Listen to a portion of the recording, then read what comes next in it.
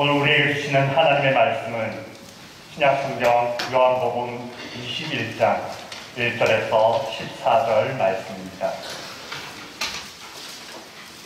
요한복음 21장 1절에서 14절 말씀 제가 봉독하겠습니다. 그 후에 예수께서 디베라 호수에서 또 제자들에게 자기를 나타내신 일은 이러하니라.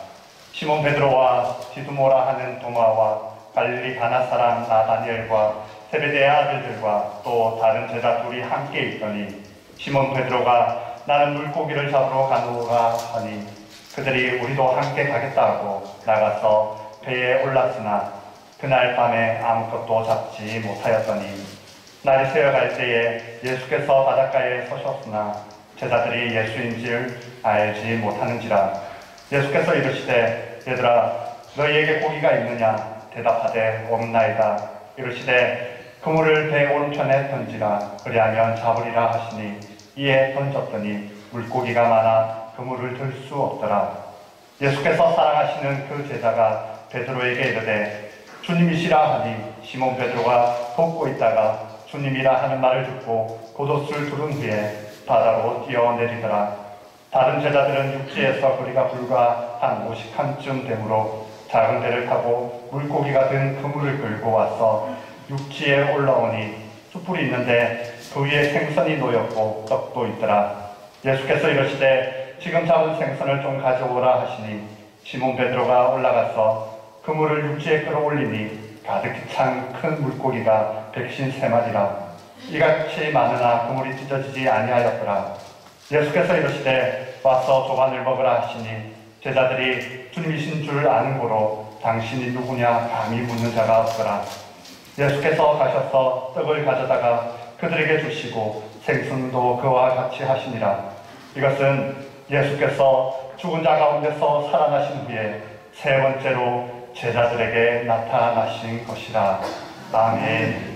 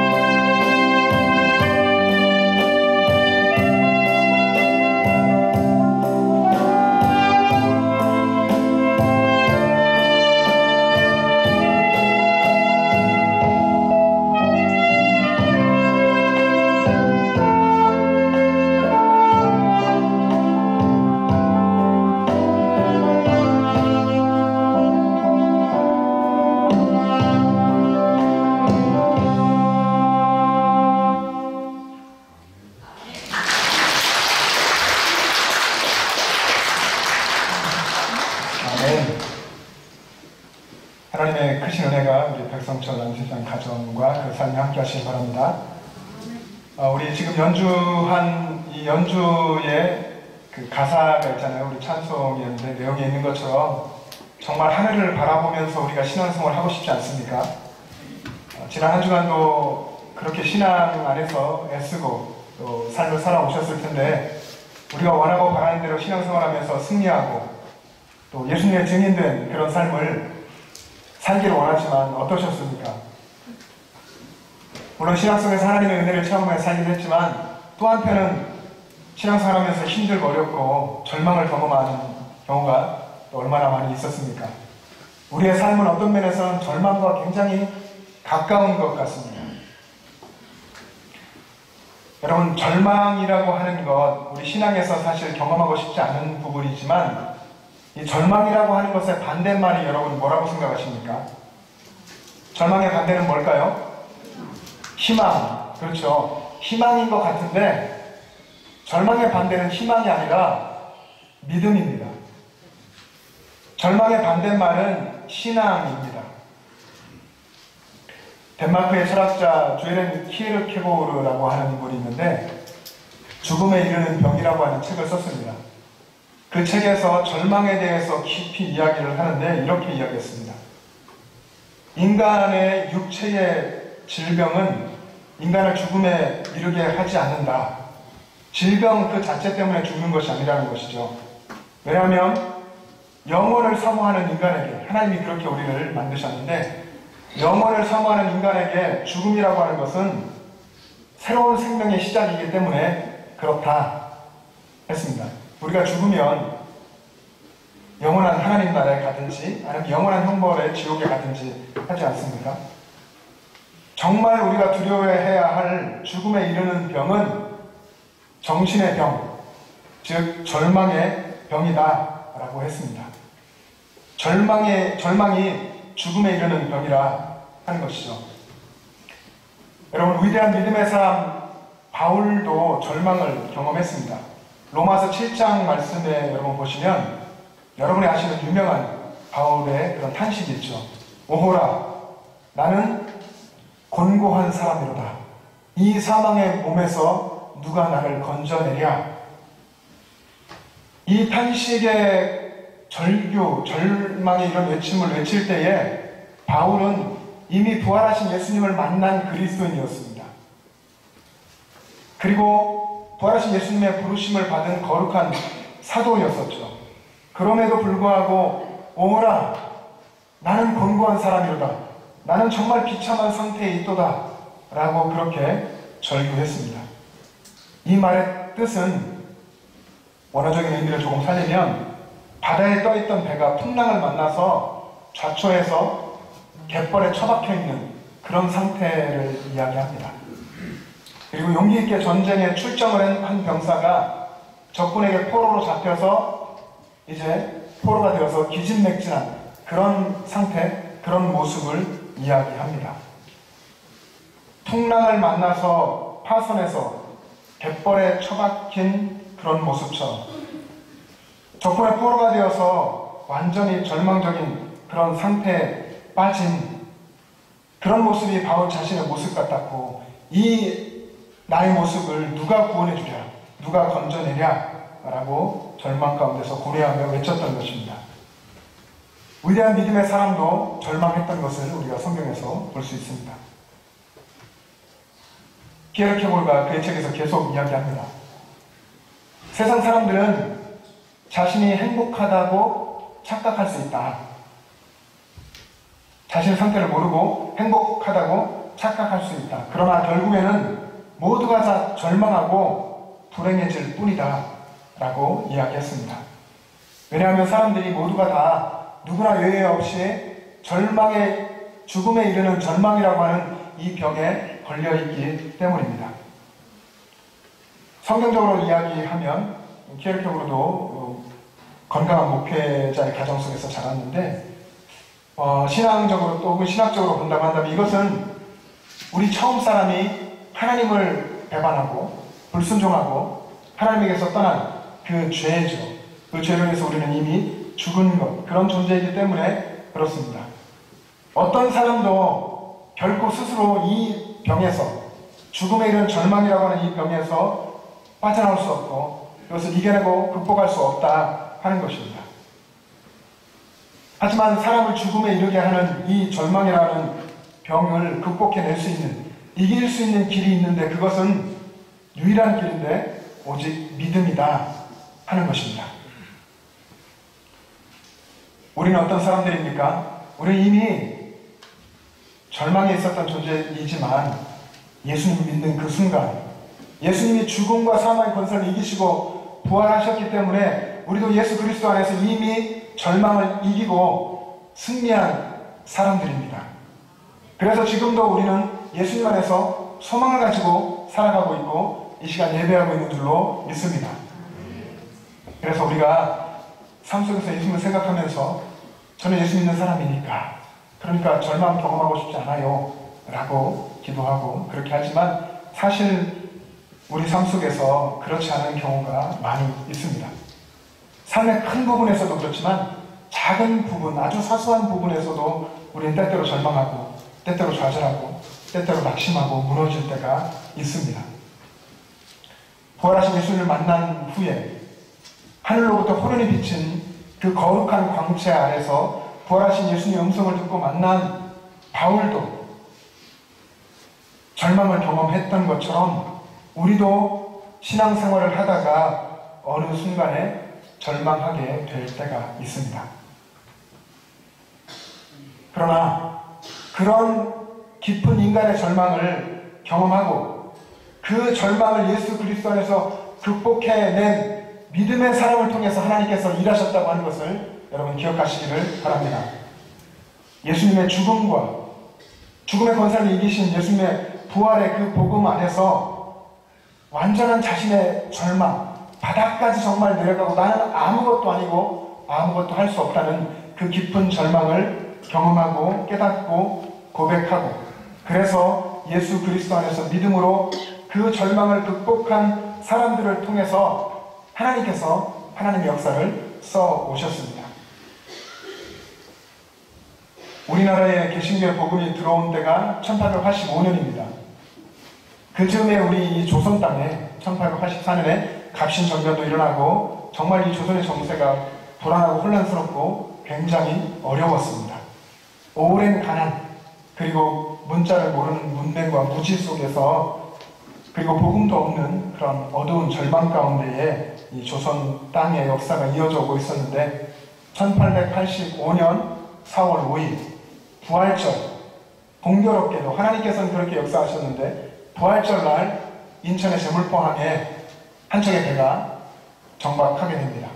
복음을 들고 이 땅을 위해서, 저 조선 땅을 위해서 헌신한 두 선교사, 아펜젤러와 언더우드 선교사님이 이 땅의 복음의 발걸음을 내딛었습니다. 절망의 땅 조선에 생명의 빛이 비치는 순간이었습니다. 그렇게 이 땅에 복음이 들어왔는데 아펜젤러 선교사가 고국에 보낸 첫 번째 선교 보고서에 이렇게 감동적으로 적었습니다. 그 내용의 일부를 제가 읽겠습니다. 우리는 부활절에 이곳에 왔습니다. 그날 사망의 철창을 쳐부수고 부활하신 주님께서 조선의 결박을 끊어주시고 하나님의 자녀로 빛과 자유의 세계로 인도해 주시기를 기도했습니다. 그렇게 이 땅에서 시작된 신앙, 한국 교회 교인들의 신앙은 그 시대적인 어려움을 극복해내고 개인의 삶 속에 있는 모든 역경과 고난을 극복해낸 그런 부활의 신앙이었습니다. 오늘 본문이 그런 장면을 기록하고 있습니다. 제자들과 부활하신 예수님이 만나는 장면이죠. 그 사건의 배경이 예수님이 약속하신 바대로 디베레아 호수, 갈릴리 호수 혹은 갈릴리 바다라고도 표현을 하고 있는데 그곳에서 일어났습니다. 베드로와 다른 6명의 제자, 7명의 제자들이 갈릴리 바닷가로 갔죠. 예수님이 십자가에 죽으신 후에, 그리고 부활하신 예수님의 소식을 들었음에도 불구하고 그들은 그곳으로 가게 됐습니다. 그리고 거기에서 물고기를 잡으러 7명의 제자들이 아주 당당하게 바다로 떠났습니다. 그리고 밤새 물고기를 잡는데 한 마리도 잡지 못했죠. 얼마나 열심히 그물을 던졌겠습니까?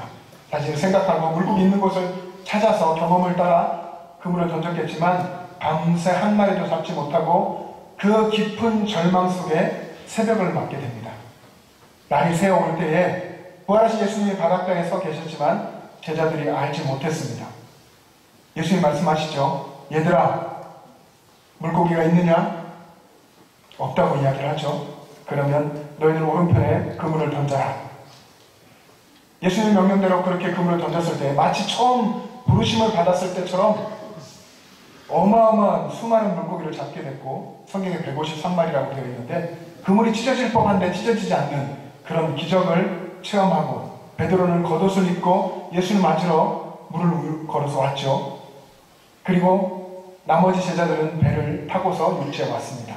그리고 예수님을 만났고 조반을 먹었을 때에 제자들이 그때 부활하신 예수님이신 줄을 알았고, 더 이상 당신이 누구십니까? 감히 묻는 사람이 없었다라고 12절에 기록되어 있습니다. 밤새도록 아무것도 잡지 못하고 낙심과 절망 가운데 있던 제자들에게, 그런 인생의 실패 가운데 있었던 제자들에게 부활하신 예수님께서 오셔서 만나주셨다고 하는 것은 이 제자들을 다시 한번 예수님 안에서 새롭게 하는 역사가 됐습니다. 이제는 확신과 평안으로, 그리고 구원받은 감격과 기쁨으로, 그리고 주님이 주시는 사명을 붙들고 세상으로 나갈 수 있게 했습니다. 오늘 이 본문에 이어서 복음서에 이어지는 내용이 사도행전이죠. 사도행전은 부활하신 예수님을 만난 제자들이 복음을 들고 세상에 나가서 교회를 세우고 하나님의 역사를 이루어갔던 그런 이야기가 기록되어 있습니다. 얼마나 그들이 부활하신 예수님을 만나고 부활의 복음을 들고 용기 있고 담대하게 살아갔던지를 기록하고 있습니다. 우리는 예수님 안에서 거듭난 믿음의 사람으로 사도행전의 역사를 이어서 사도행전 29장을 쓰기를 원하는 믿음의 사람들입니다. 우리도 제자들처럼 복음 안에서 부활하신 예수님을 만났고 그렇게 믿음으로 오늘을 살아가고 있습니다. 여러분, 2주 전에 부활절이었습니다. 많은 분들이 특별 새벽기도 참여하시고 여러분 각자의 자리에서 기도하시면서 부활절을 맞았을 텐데, 여러분 2주 전의 부활절이 여러분에게는 어떤 의미였습니까? 부활이라고 하는 것이 여러분의 신앙 속에 어떻게 경험되고 있습니까? 다른 어떤 것보다도 부활이라고 하는 것이 우리 그리스도인들에게 정말 감격적이고 정말 감동적인 그런 의미로 다가와야 되고, 생각할 때마다 우리를 새롭게 하는 그런 부활의 신앙이 되어야 합니다. 그런데 부활의 이런 진정한 의미를 망각하고 부활절을 맞이하는 분들이 많은 것 같고, 또 그들의 신앙 가운데 부활 신앙 없이 그저 신앙생활을 하고 있는, 그저 종교생활을 하고 있는 분들이 많아지는 것 같습니다. 우리가 그런 연약함 가운데 사실 신앙생활을 하고 있습니다. 때때로 예수님을 잊어버리고 종교적인 생활을 하듯이 하는 경우가 사실은 많이 있습니다. 그러나 오늘 말씀을 보면서 우리가 위안이 되기도 하고 소망을 갖게 되는 것은 예수님의 제자들도 우리들과 크게 다르지 않았다는 것입니다. 오늘 읽은 본문의 앞에 있는 20장, 요한복음 20장을 보면 막달라 마리아가 부활하신 예수님을 처음 만났습니다. 그리고 예수님의 말씀을 제자들에게 가서 전했고 부활하신 예수님을 만났다라고 이야기를 했습니다. 그럼에도 제자들은 막달라 마리아의 그 말을 믿지 않았습니다. 자신들도 예수님처럼 잡혀서 십자가에 죽을지도 모른다는 두려움에 그들은 숨었고, 그리고 숨은 그곳의 문들을 다 닫아 놓았습니다. 그때에 부활하신 예수님께서 그곳에 찾아오셨고 예수님의 손과 옆구리도 보여주셨습니다. 그리고 너희에게 평안이 있을지어다 말씀하셨습니다. 여러분, 여기서 한번 생각해보면 우리 같으면 이쯤 되면 정말 예수님 믿지 않겠습니까? 문 다 닫아놓고 예수님이 정말 오셔서 손과 옆구리도 보여주시고 정말 예수님 앞에 엎드려 무릎 꿇고 울면서 예수님을 위해서 살겠다고 헌신하며 이제 믿지 않겠습니까? 그런데 제자들은 이때도 믿지 못했습니다. 이어지는 오늘 본문인데 베드로를 포함해서 7명의 제자들이 갈릴리 호숫가로 떠나갔고 그리고 거기에서 고기를 잡으러 바다로 나갔습니다. 아무것도 잡지 못한 그 한밤중에 깊은 절망 끝에 예수님께서 오셨을 때에 그때의 바닷가에 서서 너에게 물고기가 있느냐 말씀하셨을 그때에도 오늘 본문의 4절의 말씀에 보면 그때에도 제자들이 알지 못했습니다. 날이 새어갈 때에 예수께서 바닷가에 서셨으나 제자들이 예수이신 줄 알지 못하는지라. 여러분, 우리도 제자들처럼 사실은 삶 속에서 하나님의 은혜로 경험하는 일들이 정말 많은데 그 속에서 예수님의 부활의 의미를 깨닫지 못하고 부활의 신앙으로 살지 못하는 이유가 무엇일까요? 왜 우리는 사실 삶 속에서 순간순간 주시는 은혜를 깨달을 때도 있고 물론 깨닫지 못하고 지나갈 때도 많이 있지만 신앙적으로 산다고 애쓰기도 하는데 왜 부활하신 예수님을 깊이 체험하지 못하는 그런 삶을 살고 있을까요? 우리는 우리 앞에 닥쳐있는 우리 눈에 보이는 그런 세상의 삶, 인생의 필요들 이런 것들 때문에 너무나 바쁜 삶을 살아가고 있습니다. 그래서 부활이라고 하는 것은 우리에게서 너무나 먼 이야기처럼 느껴지고 보이지 않는 내 육안의 눈에 보이지 않는 일이기 때문에 거기에 신경 쓸 겨를이 우리에게 없는 것입니다. 우리 인생의 많은 부분들을 보이는 이 세상의 일들 치고받고 살아가는 이 일에 다 빼앗기고 있다는 것입니다. 현실적으로 다가오지 않는 예수님의 부활에 대해서 별로 관심이 없게 되는 것이죠. 내 눈앞에 펼쳐져 있는 내 앞에 있는 재정적인 위기, 내 앞에 진로, 내 건강 이런 것들에 내 모든 것들을 쏟아놓고 있기 때문에 부활하신 예수님 그 주님에 대한 감격과 묵상이 없이 이 땅을 살아가고 있다는 것입니다. 그렇게 바쁘게 살다가 시간이 어느덧 흘러서 벌써 부활절 됐네. 부활절 계란 같은 데가 엊그제 같은데 또 부활절이 됐네. 이렇게 부활절을 맞이하게 되는 것이죠. 예수님의 십자가의 죽음과 부활 정말 내 신앙의 중심인데 그래서 사단이 이것을 너무나 쉽게 공격하고 무너뜨리려고 하고 끊임없이 공격하는데 내가 지켜야 될 생명과 같은 예수 그리스도 나를 위한 십자가의 죽음과 부활 이것을 내가 붙들지 못하고 묵상하지 못하고 그 중심을 잃어버린 껍데기 같은 신앙생활을 하고 있다는 것입니다. 또 저와 여러분을 비롯한 현대인들은 내 힘으로 나 자신의 힘으로 인생을 살아갈 수 있다는 자신감이 너무 많이 있습니다. 스스로 가지는 자신감이기도 하고 사탄이 주는 그런 생각이기도 합니다. 그러다 보니까 내 힘으로 내 인생을 살아야 한다는 강박관념에 쌓여서 내 삶을 주님께 내어드리지 못하고 있습니다. 제자들이 그랬죠. 어부로 잔뼈가 굵어 있었던 그들의 과거의 경험을 살려서 바닷가로 나갔습니다. 그리고 그물을 던졌습니다. 이 그물을 채우기 위해서 여러 번 그물을 던지고 밤새도록 애썼습니다. 그 제자들처럼 우리 현대인들도 저와 여러분을 비롯한 이 땅의 모든 사람들이 자기의 그물을 열심히 던집니다. 내 그물을 채울 수 있을 것이라 생각하고 열심히 그물을 던지며 애쓰는 그런 삶을 살고 있습니다. 신앙생활을 한다고 하는 우리들도 때때로 나 자신을 믿고 내가 내 인생을 개척해 나갈 수 있다고 믿고 당당하게 내 인생 속에서 그물을 던지면서 자신만만하게 삽니다.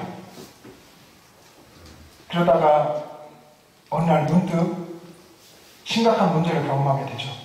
인생의 깊은 절망 가운데 빠져들게 됩니다. 육신의 질병으로 혹은 사업의 실패로 자녀의 문제로 기타 여러 가지 일들에 의해서 정말 한순간에 모든 것을 잃어버리게 되고 빈 그물 같은 인생을 맞이하게 되는 경우가 있습니다. 사랑하는 성도 여러분, 정말 우리는 무엇을 붙들어야 합니까? 인생의 잡다한 것들에 여러분의 소중한 인생을 내어드리지 마십시오.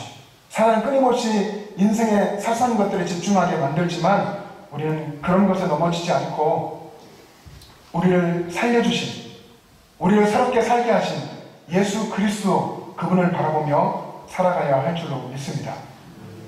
내 인생에 대한 자신감, 어찌 보면 복음적이지 않은 쓸데없는 이 자신감, 사탄이 주는 그 자신감을 내려놓고 내가 내 힘으로 내 인생을 살아내야 한다는 그런 어쩌면 부담감, 강박관념도 내려놓고 온전히 주님을 바라볼 수 있기를 바랍니다. 내 인생의 정말 주인은 나를 사랑하셔서 나를 위해서 이 땅에 오시고 나를 위해서 피를 다 흘리시고 십자가에서 대신 죽어주신, 그렇게 피로 내 인생을 사신 예수 그리스도이신 줄로 믿습니다. 나를 위해 십자가에서 죽어주신 예수 그리스도.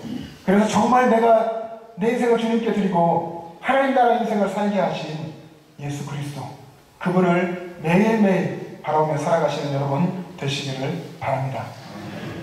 그렇기 때문에 예수 그리스도의 사람은, 정말 예수님의 소유가 된 그리스도인들은 그의 인생을 예수님께 가볍게 다 맡겨드리고 그 인생의 깊은 절망으로부터 해방되어서 주님 안에서 참된 자유를 누리는 사람들입니다. 이것이 부활의 복음이고 부활 신앙입니다. 우리 인생의 그물은 우리가 채울 수 있는 것이 아니고 주님께서 채워주십니다.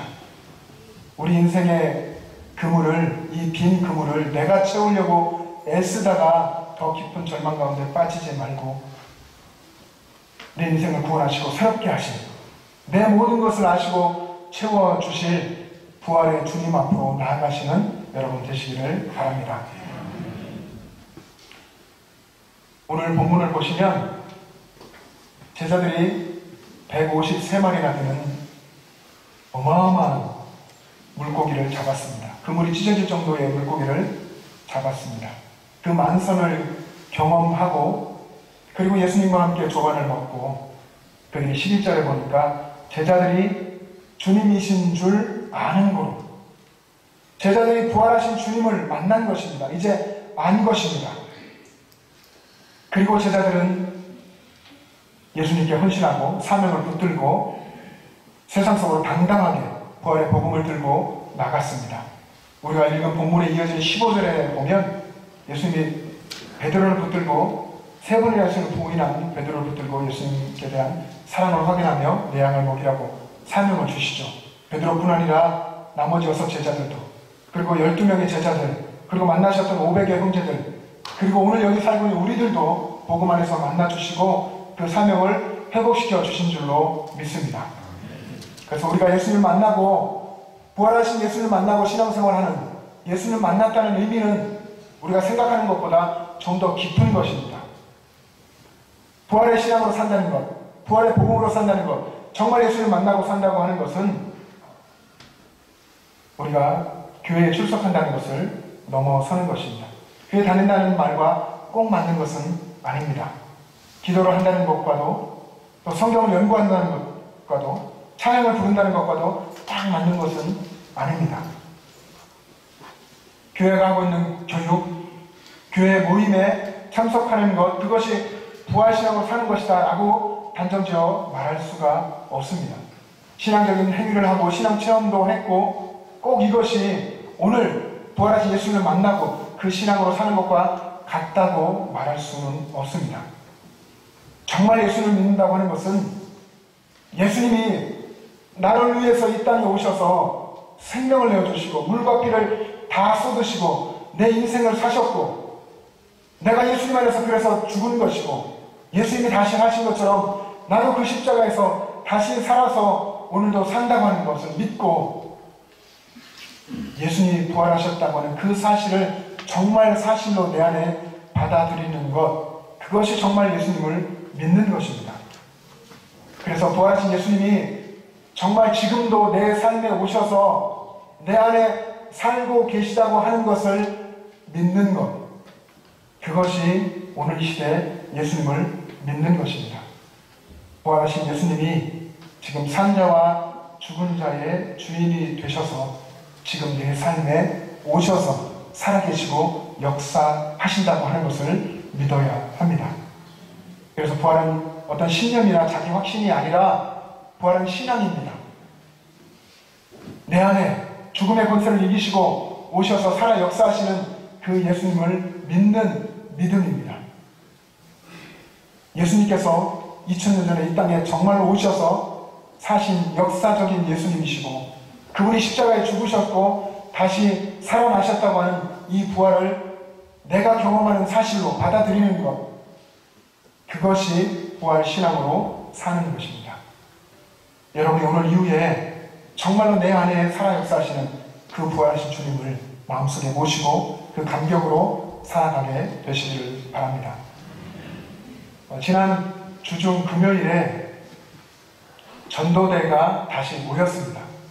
물론 전도대원들 열심히 복음 열정을 가지고 삶에서 관계 전도하시면서 열심히 나름대로 전도도 하셨습니다. 그러나 이 코로나 상황이 참 길어지면서 우리 교회가 위축되고 사역이 위축되고 성도들의 신앙이 위축되는 이 상황에서 모여야 되겠다, 모여서 기도하고 도전받아야 되겠다 생각을 하며 전도대 모임을 시작했습니다.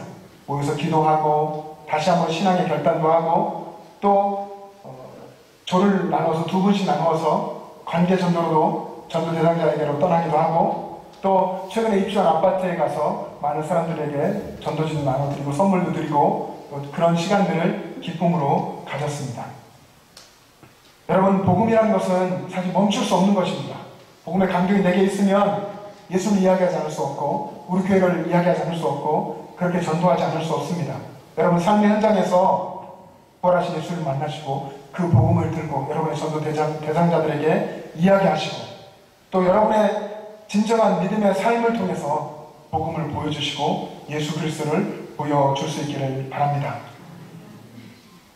오늘 여기서 신앙생활하고 있는 우리들에게, 현대인들에게 부활이란 무엇인가 하는 것을 제가 도전받은 적이 있습니다. 어떤 분이 우리에게 부활이란 다시 태어나는 것입니다, 이런 이야기를 했습니다. 다시 태어나는 것. 그 절망의 깊은 가운데 있을 때에 모든 것을 체념하고 낙심해 있을 때에 찾아오신 예수님, 그렇게 우리를 다시 살려주시고 일으켜주셨는데 정말 아무것도 할 수 없는 그 상황 속에서 예수님을 만나고 내가 새롭게 거듭나서 살아가는 것, 새로운 삶을 새로운 존재로 살아가는 것, 그것이 우리에게 부활입니다. 여러분이 지금 혹시 깊은 절망 가운데 있습니까? 내가 할 수 있는 많은 것들을 해보고 몸부림쳐봤는데 달라지지 않고 나아지지 않는 그런 깊은 절망 가운데 배가 파스나에서 갯벌에 처박힌 것 같고 내가 정말 세상에 사로잡혀서 포로가 되어서 지쳐있고 낙심하여 아무것도 할 수 없는 상태가 된 것 같은 그런 마음이 되시는 분들이 계십니까? 그러면 소망을 가지십시오. 부활하신 예수님이 여러분과 함께 계십니다. 그 상황에서 구원해 주시는 분이 바로 우리의 예수님입니다. 부활하신 예수님이 여러분의 그 깊은 절망에서 끌어내 주시고 오늘부터 부활의 신앙으로 다시 태어나고 새롭게 살아가도록 해주실 것입니다. 이 부활 신앙으로 여러분의 삶을 새롭게 시작하시기를 주님의 이름으로 축복합니다. 기도하겠습니다. 사랑의 하나님 아버지, 크신 은혜를 감사합니다. 우리를 사랑하셔서 우리를 구원하시지 않을 수 없는 그 하나님의 크신 사랑, 그 하나님께서 친히 인간이 되셔서 이 땅의 가장 낮은 자리에 오셔서 십자가를 지시고 우리를 대신하여서 십자가에서 죽으시고 다시 살아나셔서 우리를 구원하셨음을 감사드립니다. 우리를 위해서 죽음의 권세를 이기시고 부활하신 예수 그리스도를 마음속에 모시고 예수님이 왕 되시고 예수님이 주인 되신 삶을 살아가기 원합니다. 영천제일의 모든 가족들이 이 부활의 복음으로 부활의 신앙으로 살아가게 하여 주시옵소서. 모든 것 주님께 맡기오며 거룩하신 예수님의 이름으로 기도합니다. 아멘. 이제 다 같이 일어나셔서 결단 찬송을 함께 부르겠습니다. 주님께 영광 다시 사신 주 사망 권세 모두 이기시었네.